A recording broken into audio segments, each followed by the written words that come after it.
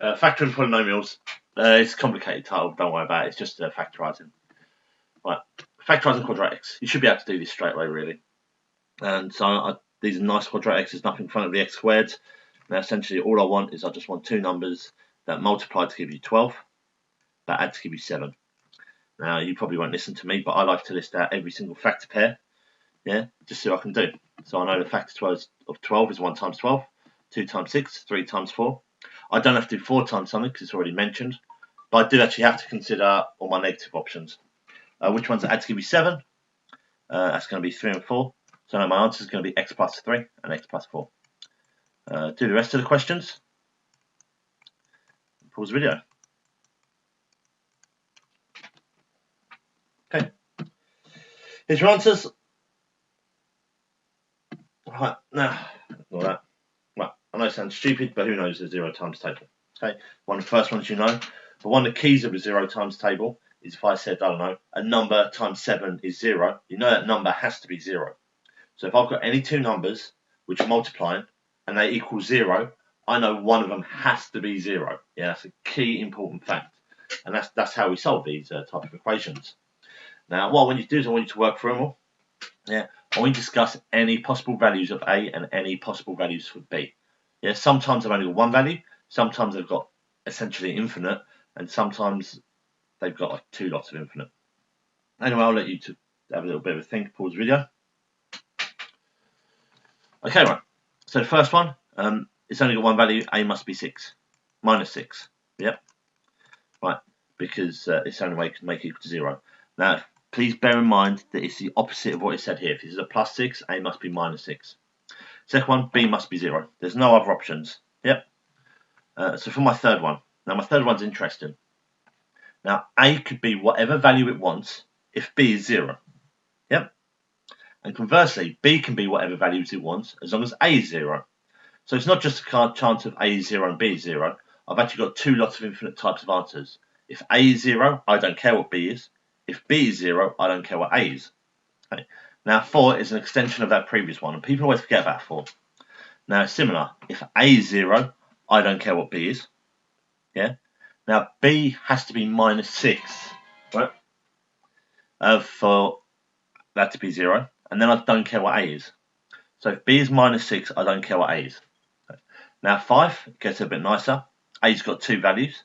A can either be minus 6 or it can be 0. Okay. Now if you're looking for 6, now I want one of these brackets to equal to 0. In one situation, let's have a look at this bracket here. A must be minus 6. Okay, so A could be minus 6. If I look at the other bracket, the other situation is A is minus 5. So A is either minus 5 or A is minus 6.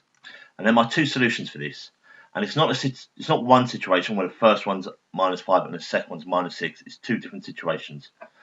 Now 7's a little bit harder because you can't just look at it. But if I had 7 in the form of question 6, I'll easily be able to do it. So what you've got to do is you've got to factorise this. Two numbers are multiplied to give you 30, but add to give you 11. Okay. Now when you do that, it actually turns out it is A plus 5 and A plus 6. So 6 is a factorised form of 7. So by that logic, minus 5 and minus 6 are your solutions. So this is how you solve these. Okay, you factorise. Okay, well make sure it equals to 0, factorise, and then you sort of got to make this bracket equal to 0 to get one solution. Make that bracket equal to 0 to give you the other solution. Okay. So if you want to try this one here, give you a couple of seconds. Alright, so we need to factorise this first. So I need two numbers that multiply to give you minus 10, that add to give you 9. Okay, so 1 and 10, they multiply to give you 10. Now I need one of them to be a minus to make it equal to 9 and make that equal to minus 10, so it's going to be minus 1 and a positive 10. So x minus 1, x plus 10. That works. So my solutions, and people always mess up on this stage, is that x must be positive 1 or x must be negative 10. Yeah, and if you substitute them both into your question, they work. You get the right answer. Right, here you go. Easy, medium, hard. Okay, you should have two solutions, maybe one solution. Go work your way through them. Right, okay, so I'll show you the answers now. Here they all are. I expect them all to be in the factorised form, so they still be like, you should get a stage where they all look like yellow questions. Be careful on the negatives. Okay.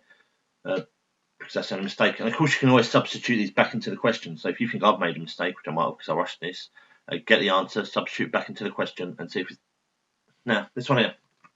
What we do is quickly try and expand it. Okay, now it gets a little bit confusing. Yeah, because I've got loads of letters. But it's what you might do. AX times CX is AX squared. AX times D is ADX.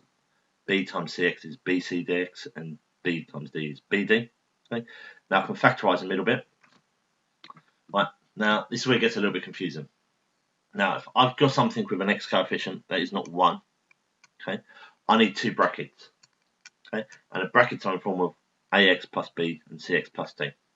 Now it gets confusing, so if you don't get this, it's not a big issue. I need 4 numbers.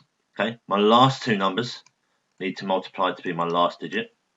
My first 2 numbers need to multiply to give my first digit. Now for my middle term, I need my first and my last of the brackets added to the middle 2 ones to be the middle number. That's a little bit confusing, but there's easy ways to do this.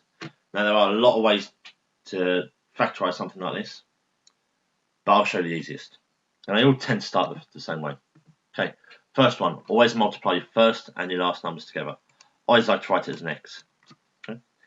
Then what we need to do is we need to search for 2 numbers that multiply to give you 20, minus 20, but add to give you 19. And again, you list up all your factor pairs. Okay. Now in this case, it could be negative 20 and 1. Okay. Now the easiest way is to write 5x, which is this number here, minus 20, and 5x plus 1, because it's minus 20 and 1. See if I can cancel any of these down. Okay, and please bear in mind this is not true. This is just working out. Okay, and I can actually cancel the first one out because 5 goes into both. X minus 4 is 1 bracket and 5x plus 1. And if you expand this, you'll get this question. Okay. Now, if it equals to 0, I can solve this.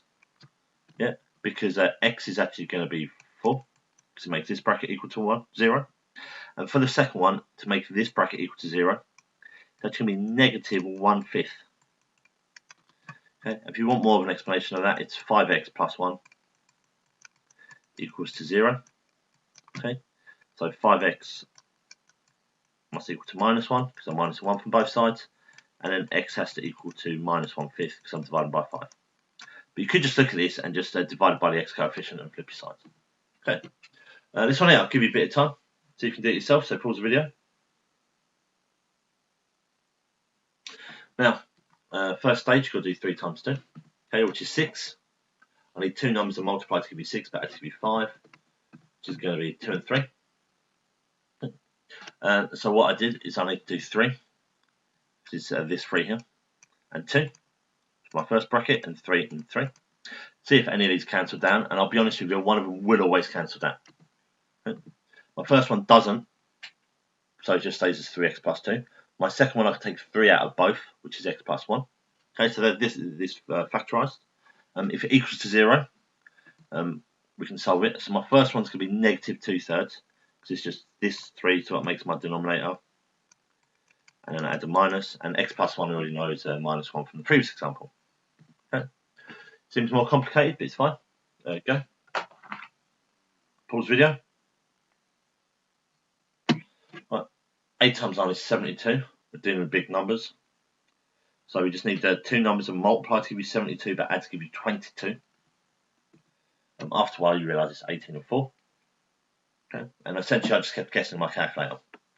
So I have to do 8x plus 18, and then 8x plus 4.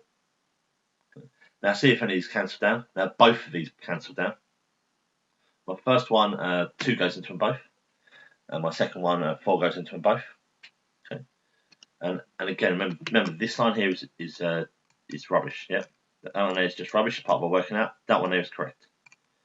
Right. If it equals to 0, I can solve it. My first one becomes minus 9/4 or equivalent, and my second one becomes minus 1/2. And again, we can substitute these values back into the original equation to check to see if it equals to 0, and it will do. Another one, just because I want you to confirm this, because it can be tricky for some people. 7 times 3 is 6. 2 numbers are multiplied to give you 6, but add to give you 7. It'll be 6 and 1. 2x plus 6, 2x plus 1. Okay, the first one cancels down to be x plus 3 and then 2x plus 1. Now to solve this, to make the first bracket equal to 0, x is going to be minus 3. To make my second bracket equal to 0, it's going to be minus half. Okay, good. Now I'm going to include these links to the description because sometimes not everyone likes this method. Yeah. The first video is actually my favourite video in YouTube because the guy's just quite entertaining. But just have a look at them, see if some of those methods fit better if you don't like the one that I'm teaching you. Okay.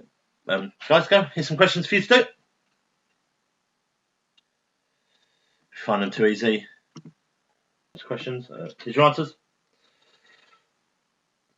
You should be all fine. Some harder ones. If you want the harder options. And here's your answers again. Okay, that's the end of the video.